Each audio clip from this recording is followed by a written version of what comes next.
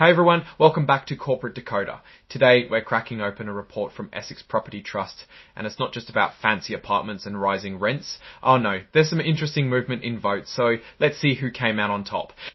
Essex Property Trust is a big real estate company. They own and manage a bunch of apartments, mostly on the West Coast. If you appreciate getting straight insights from corporate documents, make sure you're subscribed. We also have a Discord community linked in the description below, so come join us. This is a Form 8K filing, a kind of quick update that companies send to the Securities and Exchange Commission, the SEC, when something important happens. Think of it as a corporate breaking news alert. In this case, it's about their annual meeting where shareholders voted on some key issues. First up, the election of directors. These are the people who sit on the board and help guide the company's strategy. The shareholders voted on who they wanted to represent them. There were 9 nominees and all of them were elected to serve as directors until the next annual meeting in 2026. So no major shakeups there. Now let's look at the voting results. For John the Arabia, over 55 million votes were for, about 68,000 were against, and around 44,000 abstained, meaning they didn't pick either side. For Keith R. Gariki, there were about 37 million votes for him, but a surprisingly high number. Almost 18 million voted against. Still, he got the job. Anne B. Gust saw over 54 million for votes.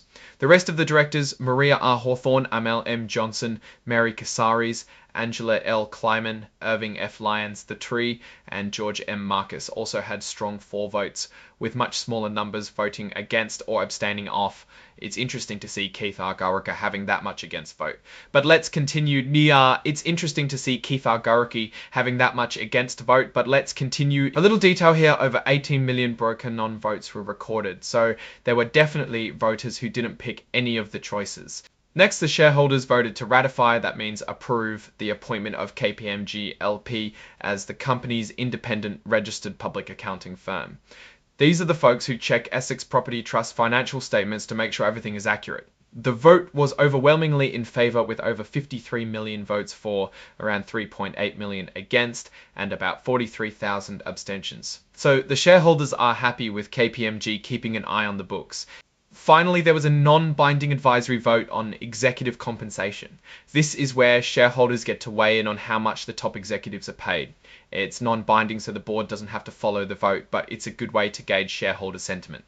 Again, the vote was mostly in favour, with over 51 million votes for, roughly 3.8 million against, and about 165,000 abstentions. There were also over 2 million broker non-votes on this issue. So shareholders are mostly happy with how much the executives are getting paid, though the against votes here are slightly more significant than the audit decision. Now let's zoom out and think about what this all means. Looking at these results, it seems like Essex Property Trust has got solid support from its shareholders. The directors were all elected without any major opposition, and the appointment of the accounting firm was easily ratified. Also, while there were a few against votes on executive pay, it wasn't enough to signal any real trouble. It's also good to consider the broader context. Essex Property Trust operates in a pretty competitive market. They're up against other big real estate companies, and they have to deal with things like changing interest rates, which can affect how many people can afford to rent. So having stable leadership and shareholder support is pretty important for navigating those challenges. However, I do think it is important to note that while most things passed, the Keith R. Gariki numbers are concerning, as well as the fact that 2 million broker votes did not support the executive compensation package. So all in all, things are pretty stable, but there may be a small undercurrent brewing. Alright, that's our breakdown of Essex Property Trust's latest filing. What's your take on these numbers and what they signal for the company's future? Drop your thoughts in the comments. If this analysis was valuable, hitting that like button really helps, and subscribe for more deep dives. Don't forget to check out the Discord in the description. Thanks for watching. See you next time.